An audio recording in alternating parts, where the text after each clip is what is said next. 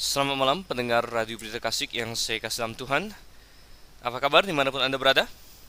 Saya harap baik-baik saja dan lebih dari sekedar baik, luar biasa bahkan, terutama siap untuk merenungkan dan melakukan firman Tuhan. Karena malam ini Anda berada di saluran yang tepat, 828 Radio Berita Klasik AM. Ya, dan Anda dalam acara Mutiara Kebenaran, saya Dr. Silvan Liao yang akan mengajak Anda untuk membahas kebenaran firman Tuhan bersama pada malam hari ini. Pada sesi kali ini, dalam acara Mutiara Kebenaran, yang setiap malamnya dari Senin sampai Jumat membahas kebenaran-kebenaran firman Tuhan dari Perjanjian Lama secara sistematis.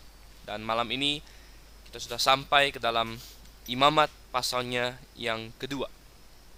Kemarin kita baru saja memulai kitab Imamat dan kita sudah membahas sedikit introduksi tentang Imamat. Bagaimana Imamat ditulis oleh Musa. Dan Imamat adalah kitab yang sangat menarik sebenarnya. Ada banyak tipologi dalamnya. Kita ingat bahwa hukum Taurat kebanyakan berisi gambaran, bayangan dari yang hakikat. Dan walaupun kita hari ini tidak lagi mempersembahkan berbagai korban, berbagai sembelihan, memotong domba, lembu untuk dipersembahkan kepada Tuhan, kita tidak lagi menggunakan itu. Karena hakikatnya sudah datang, Yesus Kristus sudah datang. Tetapi dengan melihat kembali apa yang pernah Tuhan pakai untuk menggambarkan Sang Juru Selamat, itu juga memberikan bagi kita sungguh gambaran yang indah, memberikan bagi kita pelajaran-pelajaran yang berharga, yang mendalam. Oleh karena itu, saudara yang kasih Tuhan, walaupun kitab Imamat sering menjadi kitab yang menakutkan bagi banyak orang Kristen awal atau mula-mula orang Kristen awam, mereka bilang kitab Imamat membosankan, mereka bilang kitab Imamat sulit dibaca. Sebenarnya tidak demikian, ya. Dan adalah tugas dan tanggung jawab saya dan ajakan saya agar kita bersama di dalam Mutiara Kebenaran, sesi atau seri kitab Imamat ini, kita justru membeberkan betapa indahnya kitab Imamat di antara jajaran-jajaran kitab-kitab yang ada dalam Alkitab, dan bagaimana ada banyak sekali kebenaran yang indah yang bisa kita dapat di dalamnya. Oke, mari kita lanjut masuk sekarang Imamat pasal yang kedua, dan menurut hemat saya kita akan menyelesaikan dua pasal sekaligus hari ini, pasal 2 dan pasalnya yang ketiga. Jadi kita akan melihat Imamat 2 dan Imamat 3. Sebelum kita masuk ke dalam pembahasan kita secara mendalam, mari kita berdoa terlebih dahulu. Bapa di surga, kami sungguh ucap syukur Engkau sudah memimpin kami sedemikian rupa ya Tuhan, dari keterhilangan kami, dari keterpurukan kami dalam dosa. Namun karena Engkau mati dan menjadi korban bagi kami, Engkau menanggung semua yang harusnya kami tanggung, maka kami diselamatkan. Tuhan, pada malam hari ini juga, pada saat ini kami ingin merenungkan bagian firman-Mu, terutama yang banyak berbicara mengenai korban-korban itu, mengenai persembahan-persembahan itu yang menggambarkan Engkau dengan begitu indahnya. Kiranya Engkaulah yang mengajar kami, agar kami memahami gambaran akan diri-Mu secara lebih baik lagi, agar kami bukan terpaku kepada gambarnya, melainkan kami dari gambar itu beralih kepada hakikat, kepada pribadi yang sempurna, yaitu Engkau sendiri ya Tuhan Yesus Kristus. Dan hanya dalam nama-Mu saja kami berdoa dan mengucap syukur. Amin. Mari kita buka Alkitab. Saya sungguh berharap bahwa dalam acara Mutiara Kebenaran ini kita semua memegang Alkitab di tangan kita masing-masing untuk membahas atau meneliti kebenaran-kebenaran firman Tuhan. Kita baca dulu Imamat pasal yang kedua, ayat 1 hingga ayatnya yang ketiga. Ayat 1 hingga ayat yang ketiga saya bacakan. Apabila seseorang hendak mempersembahkan persembahan berupa korban sajian kepada Tuhan, hendaklah persembahannya itu tepung yang terbaik, dan ia harus menuangkan minyak serta membubuhkan kemenyan ke atasnya. Lalu korban itu harus dibawanya kepada anak-anak Harun, imam-imam itu.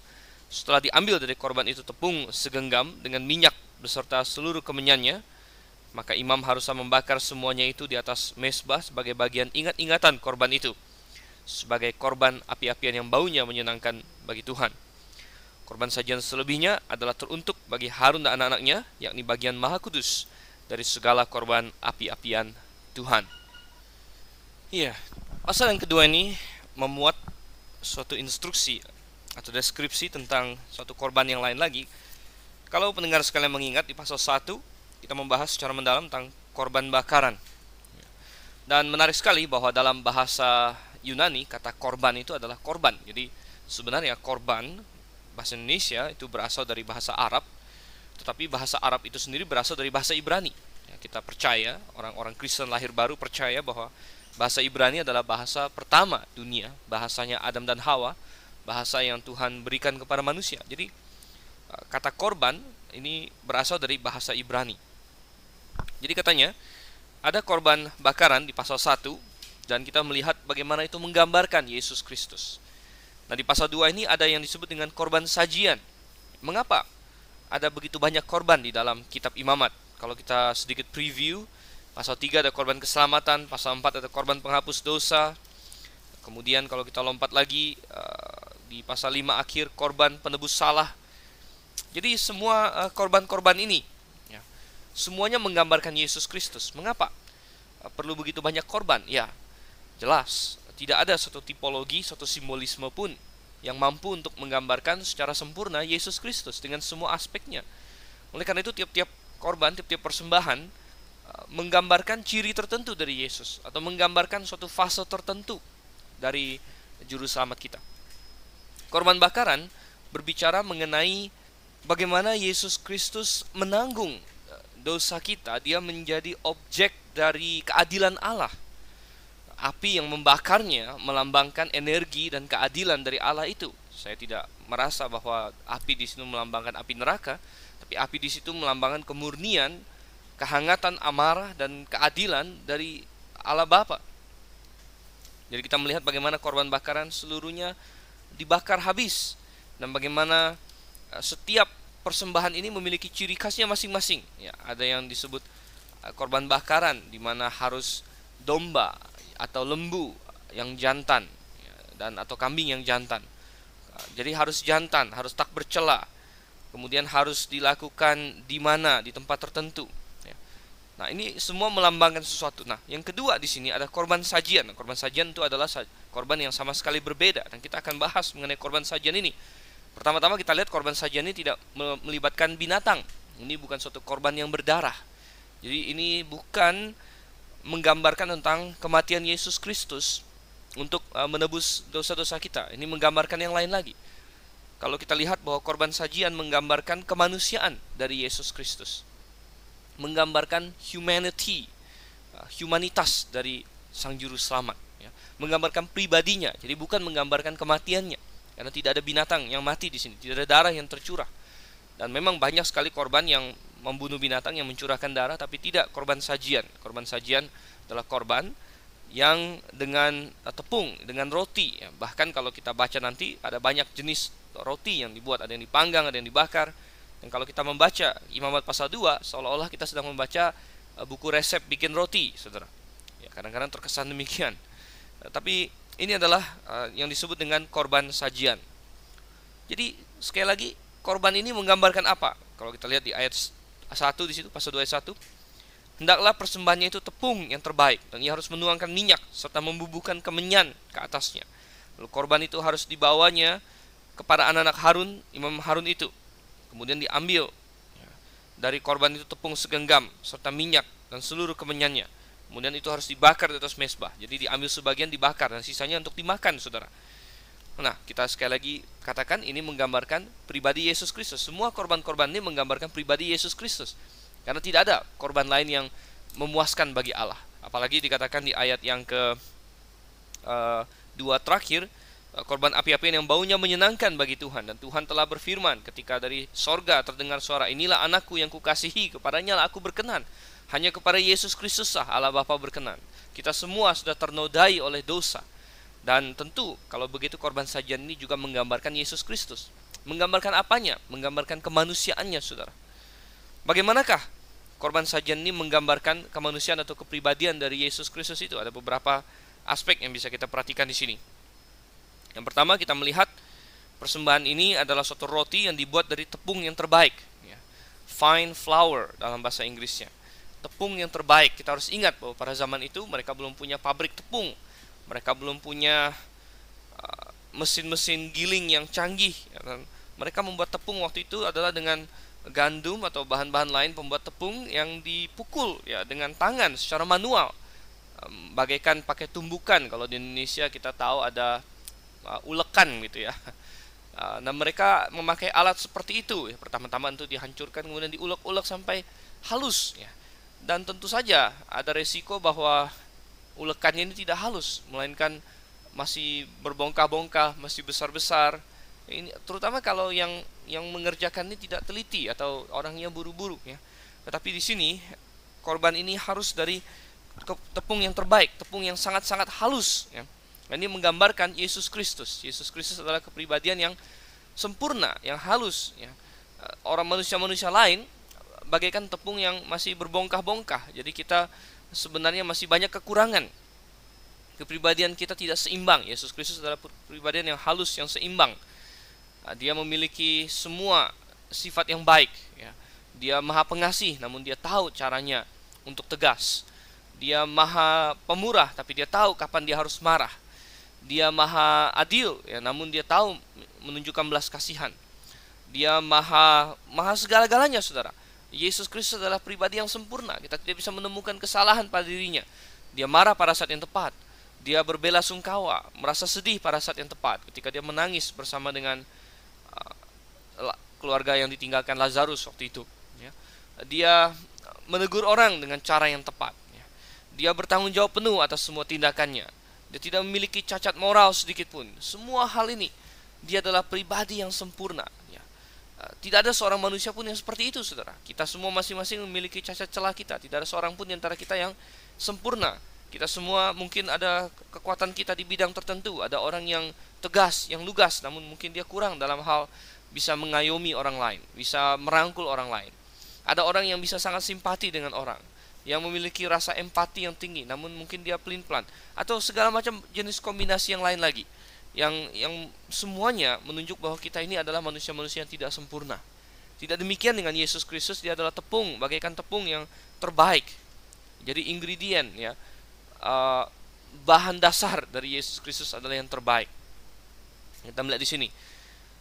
Mengapakah Roh Kudus atau Tuhan merasa perlu untuk membuat suatu korban khusus bagi orang Israel yang menggambarkan kemanusiaan Yesus Kristus? Ini berarti kemanusiaan Yesus Kristus adalah sesuatu yang penting dan memang benar, saudara. Kadang-kadang kita berbicara banyak sekali mengenai keilahian Yesus Kristus, dan itu tidak salah. Itu adalah hal yang penting sekali. Kelompok-kelompok yang tidak mengerti tentang keilahian Yesus Kristus adalah kelompok-kelompok yang sesat. Banyak orang yang mengaku diri Kristen, sebenarnya dia bukan Kristen. Dia pseudo-Kristen. Kelompok Arian ya, kelompok Unitarian, kelompok Saksi Yehova. Kelompok-kelompok ini tidak mengakui keilahian dari Yesus Kristus. Mereka mengatakan Yesus adalah ciptaan, sama seperti manusia, malaikat, dan yang lain-lain. Ada berbagai teori bahwa dia adalah malaikat yang pertama diciptakan, bahwa dia adalah manusia, dan lain sebagainya. Tetapi itu semua salah total, karena Alkitab menyebut Yesus sebagai Allah. Di dalam banyak sekali ayat, salah satu yang paling jelas adalah dalam Ibrani pasal 1 ayatnya yang ke-9. Dalam Ibrani 1 ayat ke-9, di situ Allah Bapa menyebut Allah Anak. Dikatakan tahtamu ya Allah tetap untuk seterusnya dan selamanya. Tentang anak ya, jadi Bapa berkata tentang anak, tahtamu ya Allah.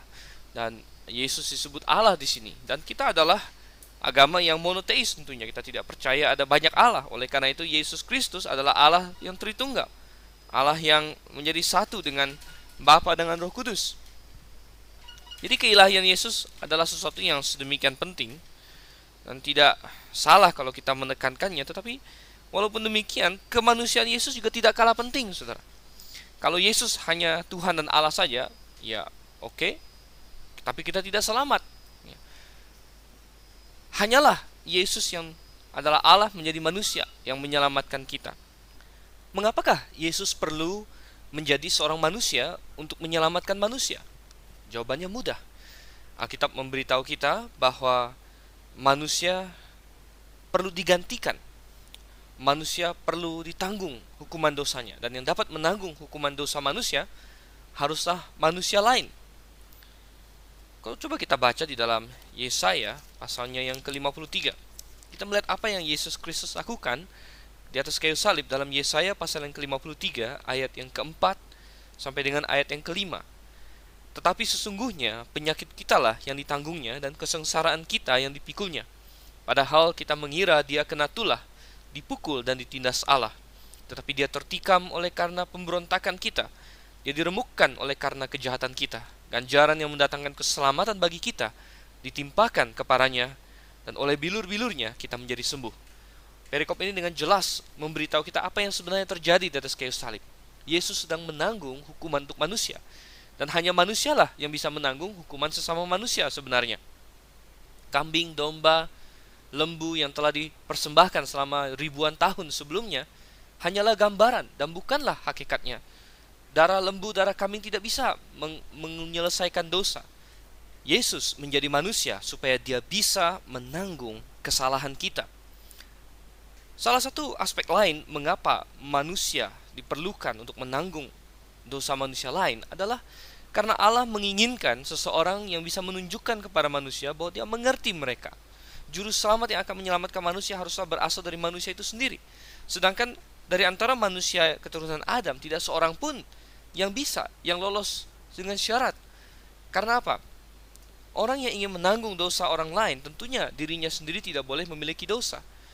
Kalau dia memiliki dosa, maka dia harus menanggung dirinya sendiri. Dia harus tanggung dosa dirinya sendiri. Dia tidak bisa menanggung dosa orang lain. Oleh karena itu harus dicari, adakah manusia yang tidak berdosa yang rela untuk menanggung dosa umat manusia yang lain? Dan tidak ada manusia seperti itu. Oleh karena itu harus Allah turun menjadi manusia. Dan ketika Yesus turun menjadi manusia, maka dia bisa mewakili manusia. Dia adalah manusia yang sempurna. Tapi walaupun dia manusia sempurna, namun dia dengan sempurna pula mewakili manusia. Karena dia merasakan semua yang bisa dirasakan oleh manusia. Coba kita buka dalam Ibrani pasalnya yang keempat. Ibrani pasal yang keempat, ayat yang ke-14 sampai dengan ayat yang ke-16. Ibrani 4 ayat 14 sampai 16 berbunyi, karena kita sekarang mempunyai imam besar agung yang telah melintasi semua langit, yaitu Yesus, anak Allah. Baiklah kita teguh berpegang pada pengakuan iman kita. Sebab imam besar yang kita punya bukanlah imam besar yang tidak dapat turut merasakan kelemahan-kelemahan kita. Sebaliknya, sama dengan kita, ia telah dicobai, hanya tidak berbuat dosa. Sebab itu marilah kita dengan penuh keberanian menghampiri tahta kasih karunia, supaya kita menerima rahmat dan menemukan kasih karunia untuk mendapat pertolongan kita pada waktunya. Dikatakan di sini imam besar kita bukanlah tidak dapat turut merasakan kelemahan-kelemahan kita. Dia telah dicobai dan dia ditemukan tidak berbuat dosa. Jadi Tuhan menginginkan seorang juru selamat manusia, tapi tentu manusia harus ditanggung dosanya oleh manusia juga. Tidak ada cara lain selain Allah sendiri turun menjadi manusia. Dan sebagai manusia dia dapat menunjukkan kepada manusia bahwa bahkan di dalam dunia yang sangat tidak sempurna ini pun, dunia yang penuh dosa, penuh penderitaan, di mana kelemahan-kelemahan manusia begitu terekspos, dunia yang kejam, yang akan membunuh seseorang kalau dia tidak makan, yang akan mematikan orang kalau dia tidak minum, dia kehausan. Semua itu dirasakan oleh Yesus Kristus. Dan ternyata dia lulus ujian. Dia membuktikan dirinya sebagai Allah yang tidak berdosa. Nah, kalau kita dapatkan di sini, sungguh luar biasa. Kita melihat imam besar kita, Yesus Kristus, menanggung semua kelemahan-kelemahan itu. Dia pernah sedih, saudara. Dia kehilangan teman dekat. Lazarus adalah seorang yang sangat dekat padanya. Oleh karena itu dia menangis. Dalam Yohanes 11 ayatnya yang ke-35, ketika Lazarus mati, walaupun Yesus sudah tahu sebelumnya, bunyi ayat ini berkata, maka menangislah Yesus. Yohanes 11 ayat 35. Betapa suatu ayat yang menunjukkan kemanusiaan Yesus Kristus. Dia haus, saudara. Kita membaca tentang dia haus ketika dia tergantung di atas kayu salib. Dia berteriak, aku haus. Dia duduk di pinggir sungai di kota Samaria, di situ dekat kota Samaria. Dan dia meminta minum kepada seorang perempuan Samaria karena dia merasa haus. Saudara, Yesus Kristus benar-benar adalah manusia. Oleh karena itulah dia dapat merasakan maut bagi kita. Kalau dia bukan manusia, kalau dia tetap berpegang pada keilahiannya saja, dia tidak pernah merendahkan dirinya, sebagaimana dinyatakan dalam Filipi 2 ayat 5-7, bahwa dia mengosongkan dirinya. Dia tidak menganggap kesetaraan dengan Allah sebagai milik yang harus dipertahankan. Artinya dia turun dari sorga. Dia memilih untuk tidak menggunakan sebagian dari sifat-sifat ilahinya. Sifatnya yang maha kuasa tidak selalu dia pakai.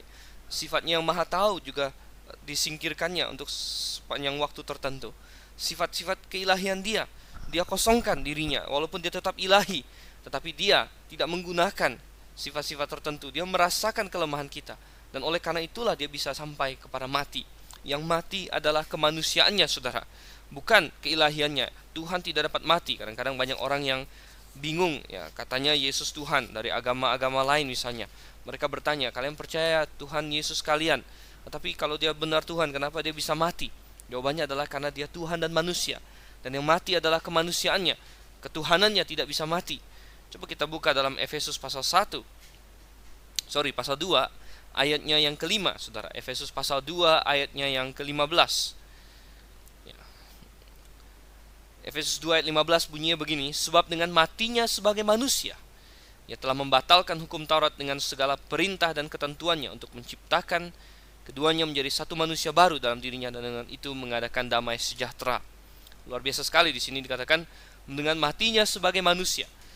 Keilahiannya tidak mati, kemanusiaannya mengalami maut bagi Anda dan saya. Mengapa dia sampai harus mengalami maut? Oh, karena saya dan Anda sudah berdosa. Dan tadi sudah kita singgung, dosa tidak dapat diselesaikan selain dengan cara dihukum. Dan Yesus Kristus yang telah turun menanggung semua dosa Anda. Anda sekalian yang mendengarkan radio ini pada malam hari ini, Yesus telah mati menggantikan Anda, dan dia telah bangkit kembali. Oleh karena itu setiap orang yang percaya kepadanya, katanya, bisa mendapatkan selamat. Efesus 2 ayat 15 tadi dikatakan, dengan matinya sebagai manusia, ia telah membatalkan hukum Taurat. Membatalkan hukum Taurat, saudara. Apa yang dibatalkan dalam hukum Taurat? Yaitu tadi, hal-hal seremonial, hal-hal simbolik, dan terutama salah satunya adalah korban-korban yang sedang kita bahas ini. Kita sedang membahas korban sajian misalnya, menggambarkan kemanusiaan Yesus. Ini adalah semacam lambang sebelum Yesus datang untuk mengajar manusia tentang berbagai hal mengenai Sang Juru Selamat.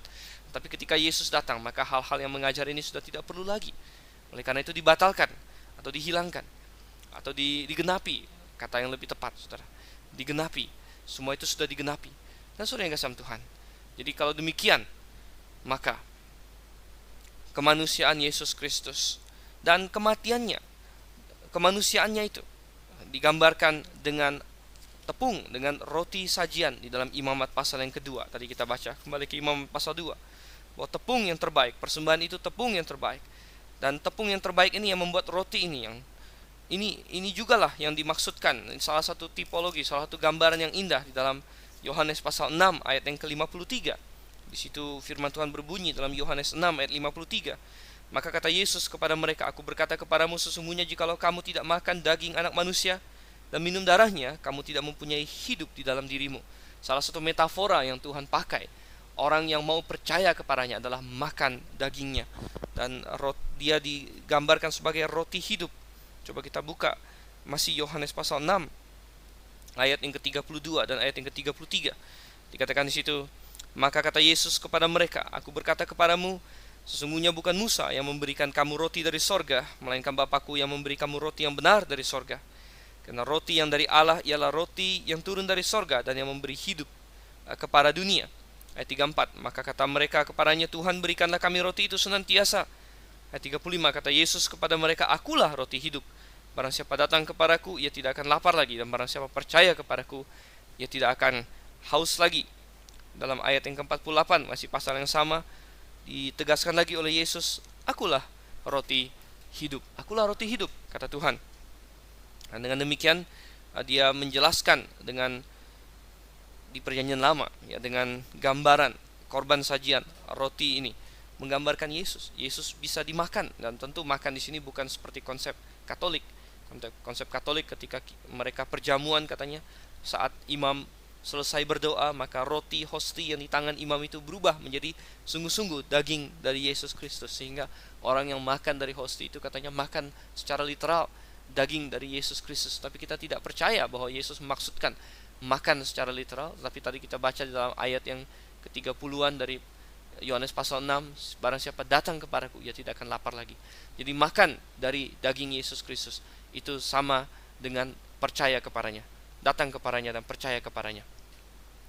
Saudara, kita melihat kembali ke dalam Imamat pasal yang kedua, korban sajian menggambarkan kemanusiaan dari Yesus Kristus. Coba kita buka satu ayat lagi dalam Roma pasalnya yang kelima. Apalagi aspek mengenai kemanusiaan Yesus Kristus yang luar biasa untuk kita renungkan. Roma 5 ayatnya yang ke-15 ya.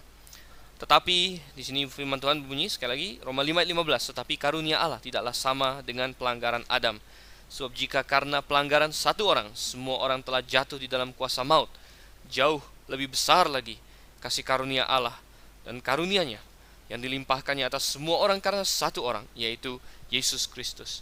Yesus Kristus sering disebut sebagai Adam yang kedua. Benar, Adam yang pertama adalah representatif dari umat manusia yang jatuh ke dalam dosa. Yesus Kristus adalah perwakilan representatif dari umat manusia, imam besar yang menghadap Tuhan. Dan dia adalah Adam kedua yang berhasil, yang sukses, yang berhasil menyelamatkan, menebus dosa manusia, sehingga semua orang yang percaya padanya diidentifikasikan dengan Yesus Kristus dan beroleh hidup yang kekal. Ini dijelaskan dengan begitu gamblang dalam 1 Korintus pasal 15 ayat yang ke-22. 1 Korintus 15 ayat yang ke-22. Karena sama seperti semua orang mati dalam persekutuan dengan Adam, demikian pula semua orang akan dihidupkan kembali dalam persekutuan dengan Kristus. Kita bersekutu dengan Adam karena kita adalah anaknya. Kita berada dalam tubuhnya saat dia makan dari buah pohon yang terlarang itu. Kita ada di sana sebagai benih-benihnya. Dan itulah persekutuan kita dengan Adam. Tetapi barang siapa yang bersekutu dengan Adam kedua, Yesus Kristus yang adalah manusia sejati, saudara.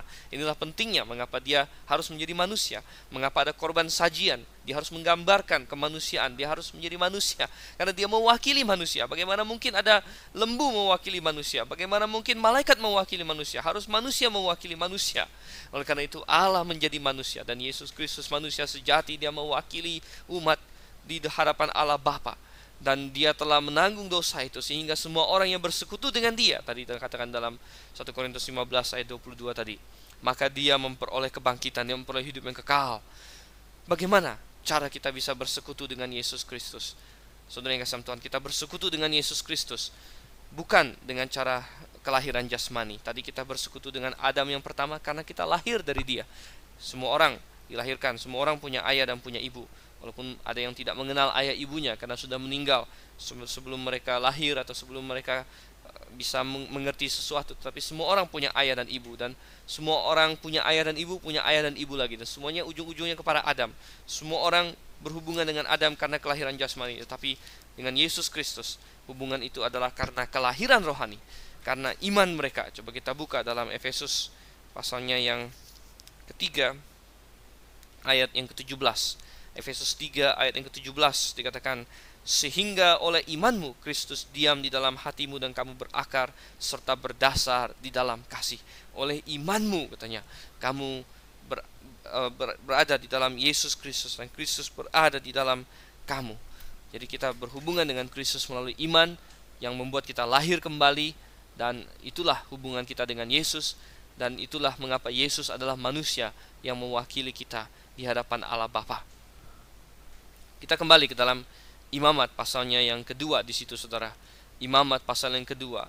Jadi roti sajian yang harus dipersembahkan harus dibuat dari tepung yang terbaik. Kita masih dalam ayat yang pertama, tapi bukan hanya tepung yang terbaik, dia juga harus diberikan minyak, katanya, dan kemenyan ke atasnya. Minyak dan kemenyan. Minyak dalam Alkitab seringkali mewakili Roh Kudus, dan kemenyan tentunya adalah lambang dari doa. Kita sudah membahas itu, dan juga perkenanan dari Tuhan. Jadi minyak di sini menggambarkan Roh Kudus dan Yesus Kristus. Anda masih ingat dalam Injil Matius pasal yang keempat, ketika dia dibaptis, saudara.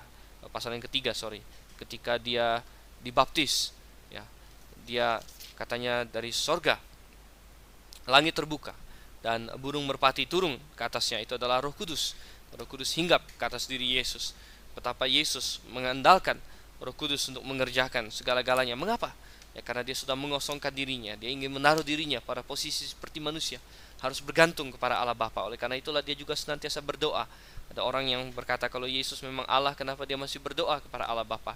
Benar, dia mengosongkan dirinya, turun menjadi manusia, dan dia bergantung kepada Allah Bapanya untuk menuntun dia. Dan dengan demikian dia bisa menunjukkan kepada kita bahwa ada caranya untuk menang di dunia ini. Kalau dia tidak mengosongkan dirinya, dia tetap Allah yang Maha Kuasa, dia tidak perlu apa-apa, maka manusia bisa berkata, saya tidak mampu untuk ikut itu, saya tidak mampu untuk meniru apa yang Yesus lakukan, tetapi tidak demikian saat ini, karena Yesus telah memberi contoh yang luar biasa. Kalau kita lihat kembali dalam Imamat pasal yang kedua, bukan hanya minyak dituangkan, kemenyan, ya, tapi kemudian ada cara-cara semua ini diolah. Coba kita baca dari ayat yang keempat sampai dengan ayat yang ke-16. Jadi kita habiskan, tadi kita sudah menghabiskan cukup banyak waktu dari ayat yang pertama sampai dengan ayat yang ketiga. Kita bahas sekarang ayat yang keempat hingga ayat yang ke-16. Saya akan bacakan dulu untuk saudara, silakan menyimak dengan baik. Imamat pasal 2 ayat 4 sampai 16. Apabila engkau hendak mempersembahkan persembahan berupa korban sajian dari apa yang dibakar di dalam pembakaran roti, haruslah itu dari tepung yang terbaik, berupa roti bundar yang tidak beragi yang diolah dengan minyak, atau roti tipis yang tidak beragi yang diolesi dengan minyak. Jikalau persembahanmu merupakan korban sajian dari yang dipanggang di atas panggangan, haruslah itu dari tepung yang terbaik, diolah dengan minyak, berupa roti yang tidak beragi. Korban itu harus dipotong-potong, lalu kau tuangkanlah minyak ke atasnya. Itulah korban sajian. Jikalau persembahanmu merupakan korban sajian dari yang dimasak di dalam wajan, haruslah itu diolah dari tepung yang terbaik bersama-sama minyak. Maka korban sajian yang diolah menurut salah satu cara itu haruslah kau persembahkan kepada Tuhan, yakni harus disampaikan kepada imam yang membawanya ke mezbah. Kemudian imam harus mengkhususkan dari korban sajian itu bagian ingat-ingatannya, lalu membakarnya di atas mezbah sebagai korban api-apian yang baunya menyenangkan bagi Tuhan. Korban sajian selebihnya adalah bagian Harun dan anak-anaknya, yakni bagian maha kudus dari segala korban api-apian Tuhan. Sedikit saja saya komentarin sebelum masuk ke ayat 11, ayat 4 sampai dengan ayat yang ke-10 menjelaskan beberapa cara roti itu bisa diolah, bisa dibakar di ayat yang keempat, bisa dipanggang di ayat yang kelima, bisa juga dimasak dalam wajan ayat yang ketujuh, bisa juga, ya, ada beberapa cara di situ. Dan kita lanjut sekarang ke ayat yang ke-11. Ada beberapa hal lain lagi yang ingin dikatakan di sini, ayat 11 sampai dengan ayat yang ke-13 dulu. Suatu korban sajian yang kamu persembahkan kepada Tuhan janganlah diolah beragi, karena dari ragi atau dari madu tidak boleh kamu membakar sesuatu pun sebagai korban api-apian bagi Tuhan. Tetapi sebagai persembahan dari hasil pertama, boleh kamu mempersembahkannya kepada Tuhan. Hanya janganlah dibawa ke atas mezbah menjadi bau yang menyenangkan. Dan tiap-tiap persembahanmu yang berupa korban sajian haruslah kau bubuhi garam. Janganlah kau lalaikan garam perjanjian Allahmu dari korban sajianmu. Beserta segala persembahanmu haruslah kau persembahkan garam. 14 sampai 16. Jikalau engkau hendak mempersembahkan korban sajian dari hulu hasil kepada Tuhan, haruslah engkau mempersembahkan bulir gandum yang dipanggang di atas api emping gandum baru sebagai korban sajian dari hulu hasil gandummu. Haruslah kau bubuh minyak dan kau taruh kemenyan ke atasnya. Itulah korban sajian. Haruslah imam membakar sebagai ingat-ingatannya sebagian dari emping gandumnya dan minyaknya beserta seluruh kemenyannya sebagai korban api-apian bagi Tuhan. Jadi kita melihat untuk segala jenis roti yang dibakar, dipanggang, dimasak dalam wajan ataupun diolah dengan salah satu cara itu katanya, maka tetap ada hal-hal yang sama, tetap harus dari tepung yang terbaik, karena semuanya menggambarkan Yesus Kristus. Semuanya tetap ditambah dengan minyak dan ditambah dengan kemenyan, ya. Tetapi ada beberapa ilustrasi tambahan atau poin-poin tambahan. Di ayat 11 dikatakan tidak boleh, dilarang keras untuk menambahkan ragi ke atas apapun yang dipersembahkan dalam api bagi Tuhan. Mengapa? Karena ragi dalam Alkitab selalu menggambarkan dosa, menggambarkan kesalahan, menggambarkan kesesatan. Itu adalah ragi. Kadang-kadang banyak orang yang menafsir Alkitab tidak mengerti akan hal ini. Sebuah majalah Kristen, majalah Katolik sebenarnya, yang ada di negara barat, judulnya adalah The Leaven atau Sang Ragi. Dan artinya mereka menafsirkan ragi itu sebagai sesuatu yang positif. Tapi sayang sekali itu adalah suatu hal yang salah sebenarnya. Dan ya, mereka telah memberikan nama yang tepat untuk diri mereka sendiri di situ. Nah, kita lihat sekarang dalam Imamat pasal yang kedua, tidak boleh ada ragi. Coba kita buka beberapa ayat yang berbicara mengenai ragi dalam Perjanjian Baru. Pertama-tama ada di dalam Matius pasalnya yang ke-16. Matius pasalnya yang ke-16 ayat 5 sampai ayat 12 di situ, waspada terhadap ragi orang Farisi dan Saduki. Ya, kalau kita baca ayat yang ke-11 dari Matius 16, bagaimana mungkin kamu tidak mengerti bahwa bukan roti yang kumaksudkan? Aku berkata kepadamu, waspadalah terhadap ragi orang Farisi dan Saduki. Ketika itu barulah mereka mengerti bahwa bukan maksudnya supaya mereka waspada terhadap ragi roti, melainkan terhadap ajaran orang Farisi dan Saduki. Jadi kita lihat di situ, ragi menunjuk kepada suatu ajaran yang salah, ajaran yang sesat. Ya. Kalau kita baca lagi Lukas 12 ayat yang pertama, ini juga suatu perikop yang berbicara mengenai ragi. Lukas 12 ayat 1, saya baca saja dari bagian B-nya. Lalu Yesus mulai mengajar pertama-tama kepada murid-muridnya, katanya, waspadalah terhadap ragi, yaitu kemunafikan orang Farisi. Jadi kemunafikan juga bisa digambarkan dengan ragi. Kalau kita bandingkan lagi dalam 1 Korintus pasal yang kelima, kita buka dalam 1 Korintus pasal yang kelima, ayatnya yang ke-6 sampai yang ke-7. Ada suatu dosa dalam jemaat Korintus, dan di ayat yang ke-6 dikatakan, kemegahanmu tidak baik. Tidak tahukah kamu bahwa sedikit ragi mengkhamiri seluruh adonan? Buanglah ragi yang lama itu supaya kamu menjadi adonan yang baru, sebab kamu memang tidak berragi. Jadi ragi di sini melambangkan dosa yang harus dienyahkan dari antara jemaat Korintus. Ragi memang melambangkan sesuatu yang buruk, oleh karena itu tidak boleh ada di dalam korban sajian itu. Sebaliknya, yang harus ada adalah garam. Saudara, kembali ke dalam Imamat pasal 2 ayatnya yang ke-13 dikatakan, dan tiap-tiap persembahanmu yang berupa korban sajian haruslah kau bubuhi garam, katanya. Bahkan garam ini bukan hanya untuk korban sajian saja, bahkan untuk segala persembahanmu. Di bagian akhir dari ayat 13 dikatakan, beserta segala persembahanmu haruslah kau persembahkan garam.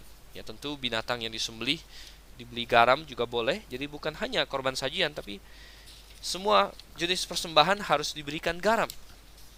Jadi ragi tidak boleh, garam harus. Ragi melambangkan sesuatu yang buruk, ya, garam adalah sesuatu yang penting. Ya, garam adalah suatu bahan pengawet pada zaman itu. Belum ada ditemukan MSG, belum ada ditemukan formalin atau lain sebagainya. Pengawet yang alami adalah garam. Dan bukankah indah bahwa Yesus pernah berkata bahwa kamu adalah garam dunia kepada murid-muridnya dalam Matius pasal yang kelima. Kita buka sebentar. Matius pasalnya yang kelima, ayatnya yang ke-13 dikatakan, kamu adalah garam dunia. Jika garam itu menjadi tawar, dengan apakah ia diasinkan? Tidak ada lagi gunanya selain dibuang dan diinjak orang. Jadi garam dunia di situ. Kita bertugas untuk mengawetkan dunia ini dari pembusukan yang sedang berlangsung. Ragi bertugas untuk membusukkan justru. Jadi dua hal yang bertentangan. Anda tahu bagaimana ragi itu bekerja? Ragi sebenarnya apa? Dalam bahasa Inggrisnya yeast. Ya. Ragi ini sebenarnya adalah bakteri-bakteri kecil yang melakukan fermentasi, proses fermentasi. Proses fermentasi itu adalah proses pembusukan. Hanya saja barang yang dihasilkan masih enak, ya. Beberapa produk lain hari ini yang sering menggunakan fermentasi adalah makanan seperti yogurt, kemudian minuman-minuman yang banyak beredar hari ini seperti Yakult, atau minuman-minuman yang berisikan flora-flora biotik lainnya untuk usus, katanya. Itu semua melakukan fermentasi. Jadi kalau kita lihat, garam adalah lambang dari kesetiaan. Kesetiaan yang tidak pernah membusuk, ya. Dan kenapa harus ditambahkan dalam korban sajian? Karena Yesus Kristus adalah setia. Dia adalah sang setia. Ini bahkan adalah namanya dalam Wahyu pasal 19 ayatnya yang ke-11. Di situ dikatakan, lalu aku melihat sorga terbuka, sesungguhnya ada seekor kuda putih, dan ia yang menungganginya bernama yang setia dan yang benar. Jadi Yesus adalah yang setia, dan cocok sekali kalau roti atau korban yang menggambarkan sang setia itu diberikan garam, Dia tidak boleh dilambangkan dengan ragi, tetapi dengan garam. Dan kita sebagai pengikutnya, kita adalah garam dunia. Baik, saudara yang kasih Tuhan, saat ini mari kita beralih ke dalam Imamat pasal yang ketiga. Kita akan membahas Imamat pasal yang ketiga karena tidak terlalu panjang, jadi bisa kita bahas sekaligus. Kita baca ayat yang pertama sampai dengan ayatnya yang kelima. Imamat 3 ayat 1 sampai dengan ayat yang kelima. Jikalau persembahannya merupakan korban keselamatan, maka jikalau yang dipersembahkannya itu dari lembu, seekor jantan atau seekor betina, haruslah ia membawa yang tidak bercacat ke hadapan Tuhan. Lalu ia harus meletakkan tangannya di atas kepala persembahannya itu dan menyembelihnya di depan pintu kemah pertemuan. Lalu anak-anak Harun, imam-imam itu haruslah menyiramkan darahnya pada mezbah sekelilingnya. Kemudian dari korban keselamatan itu, ia harus mempersembahkan lemak yang menyelubungi isi perut dan segala lemak yang melekat pada isi perut itu sebagai korban api-apian bagi Tuhan. Dan lagi kedua buah pinggang dan lemak yang melekat padanya, yang ada pada pinggang dan umbai hati yang harus dipisahkannya beserta buah pinggang itu. Anak-anak Harun harus membakarnya di atas mezbah, yakni di atas korban bakaran yang sedang dibakar di atas api, sebagai korban api-apian yang baunya menyenangkan bagi Tuhan. Pasal 3 beralih kepada tipe persembahan, tipe korban yang ketiga. Bahasa Indonesia menerjemahkannya sebagai korban keselamatan. Sebenarnya dalam bahasa aslinya ini bukan korban keselamatan. Bahasa asli yang dipakai adalah kata shelamim. Kata shelamim dalam King James Version diterjemahkan peace offering. Shelamim masih memiliki hubungan linguistik dengan kata shalom. Dan pengertian dari shelamim memang adalah semacam suatu kedamaian, suatu kedamaian, dan di sini berbeda dengan korban bakaran, di mana korban bakaran berbicara mengenai penyelesaian dosa. Jadi pendamaian antara Allah dengan manusia dalam urusan dosa. Tetapi kata shelamim dan kata shalom, selain kita tahu terjemahnya adalah damai, maksudnya adalah suatu completeness, kekompletan. Dan ini berbicara mengenai hubungan yang dimiliki yang indah antara Yesus Kristus dengan umat yang telah Dia tebus. Jadi ada hubungan yang indah, dan ini menggambarkan persekutuan. Kalau korban bakaran menggambarkan karya keselamatan Yesus Kristus dari kayu salib, kemudian korban sajian menggambarkan kemanusiaan dari Yesus Kristus, maka korban keselamatan, dan ini terjemahan bahasa Indonesia tapi sebenarnya peace offering, atau korban bisa kita bilang persekutuan. Ini menggambarkan persekutuan antara Yesus sang juru selamat dengan orang-orang yang telah Dia tebus. Oleh karena itu kita lihat di sini ada korban keselamatan. Tidak apa-apa kalau kita membaca Alkitab, saya akan tetap menggunakan istilah korban keselamatan ini karena bahasa Indonesia menerjemahkannya demikian. Tetapi asal tahu saja bahwa kata dasarnya adalah kata shelamim dalam bahasa Ibrani. Nah, kita lihat di sini korban ini apa, saudara? Karena dia tidak melambangkan kematian Yesus Kristus, oleh karena itu dia juga memiliki beberapa hal yang berbeda dari korban bakaran. Ada beberapa hal yang sama. Pertama-tama yang sama adalah bahwa jenis binatang yang dipersembahkan sama, di mana dalam korban bakaran boleh dari lembu, boleh dari kambing, domba, dan bahkan boleh dari burung. Sedangkan untuk korban keselamatan boleh lembu, domba, kambing bahkan, dan tidak disebut mengenai burung. Tadi dari ayat 1 sampai ayat 5 kita baru saja membaca tentang lembu. Dari ayat 6 sampai ayat 11 berbicara mengenai domba, dan sebenarnya mirip, saudara. Demikian juga dengan kambing dari ayat 12 sampai dengan ayat yang ke-16. Oleh sebab itu sebelum kita lanjut lagi, coba kita baca dulu. Tadi kita sudah baca ayat 1 sampai 5 itu mengenai kalau persembahannya lembu. Kalau dari ayat 6 sampai ayat 16 itu kalau persembahannya domba atau kambing. Demikian firman Tuhan. Jikalau persembahannya untuk korban keselamatan bagi Tuhan adalah dari kambing domba, seekor jantan atau seekor betina, haruslah ia mempersembahkan yang tidak bercela.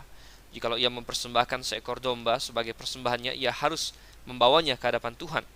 Lalu ia harus meletakkan tangannya ke atas kepala persembahannya itu dan menyembelihnya di depan kemah pertemuan.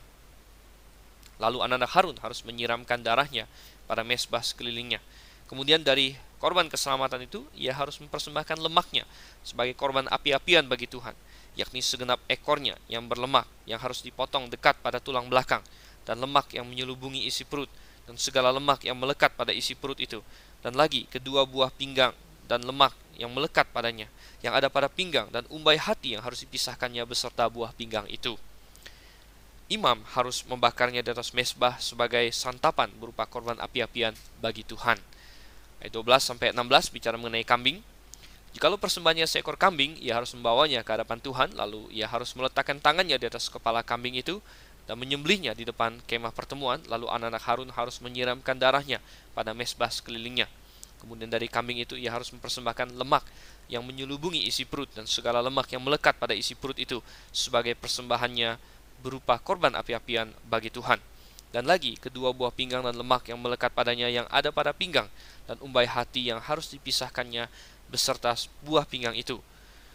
Imam harus membakar semuanya itu di atas mezbah sebagai santapan berupa korban api-apian menjadi bau yang menyenangkan.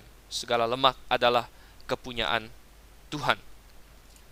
Jadi kita melihat kemiripannya dengan korban bakaran. Ada lembu, domba maupun kambing yang bisa dipersembahkan, tetapi ada perbedaan di sini, di mana korban bakaran hanya boleh mempersembahkan yang jantan, maka untuk korban keselamatan atau tadi peace offering ini hanya atau boleh justru baik jantan maupun betina.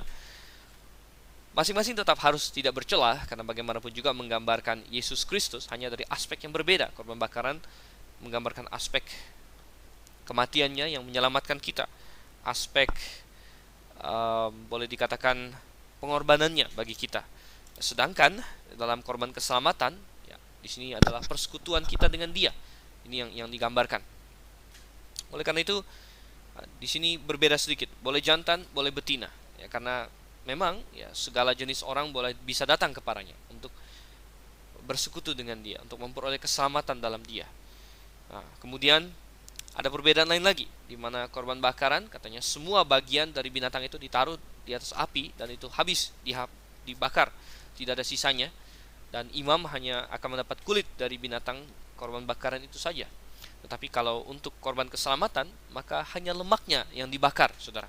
Lemak yang dibakar dan sisanya rupanya boleh dimakan oleh imam. Jadi kalau kita baca berulang-ulang kali di situ ayat 3 sampai ayat yang keempat, kemudian ayat-ayat selanjutnya yang mengenai domba, mengenai kambing, ya, lemaknya harus dipisahkan, dan cukup spesifik Tuhan menyatakan lemak-lemak yang mana saja katanya, ya, yaitu yang menyelubungi isi perut. Dan saya sebagai dokter umum pernah memang mengotopsi manusia, dan isi perut adalah bagian yang sangat berlemak. Kemudian katanya lagi yang melekat di mana lagi? Ya, pada kedua buah pinggang katanya, ya.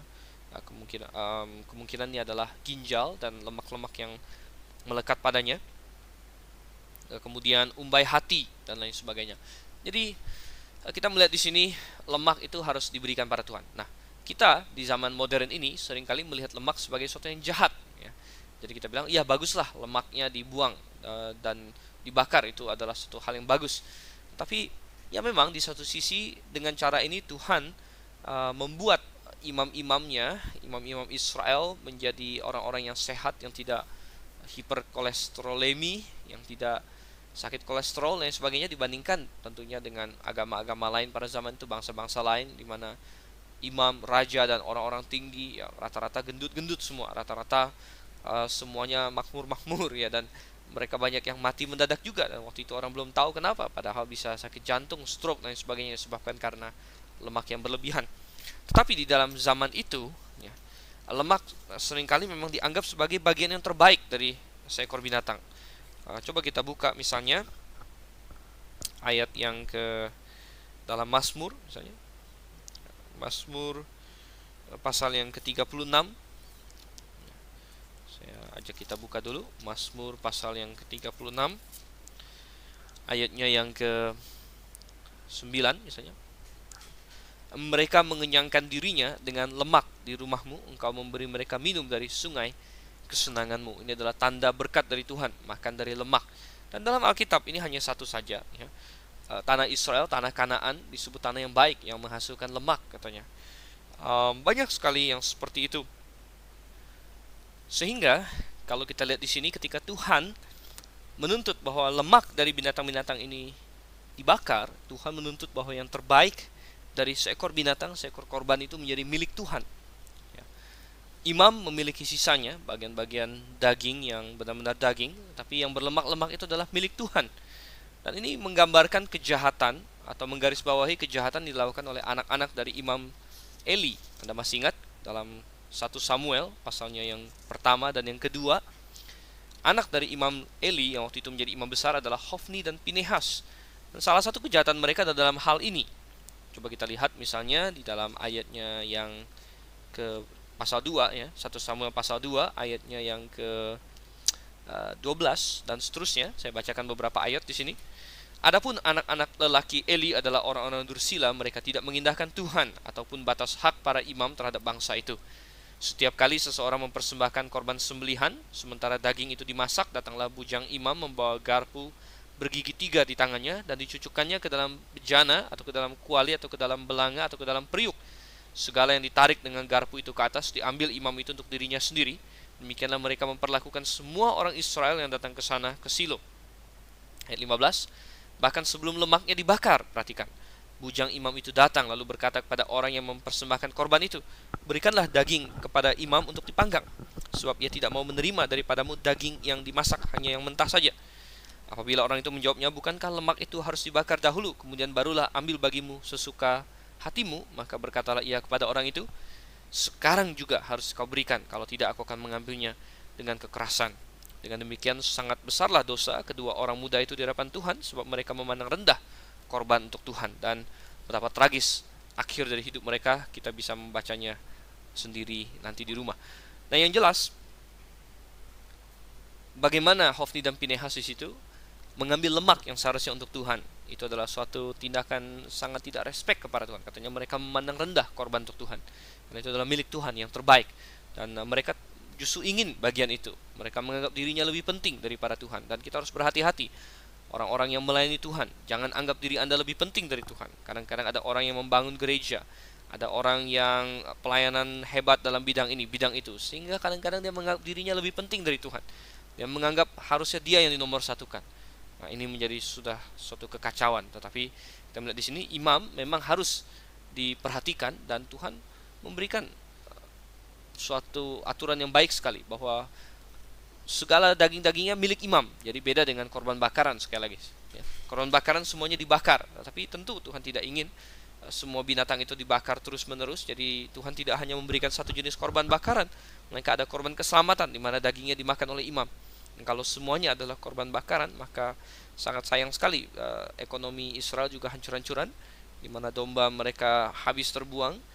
Tetapi Tuhan di sini memberikan dan mempersiapkan dan mencukupi umatnya, dan terutama hamba-hambanya, orang Lewi dan imam, dengan cara-cara seperti ini.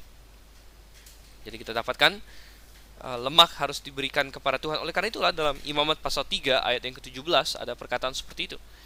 Imamat 3:17 sekaligus ayat penghabisan kita dikatakan, inilah suatu ketetapan untuk selamanya bagi kamu turun-temurun di segala tempat kediamanmu, janganlah sekali-kali kamu makan lemak dan darah. Baik lemak maupun darah dilarang oleh Tuhan.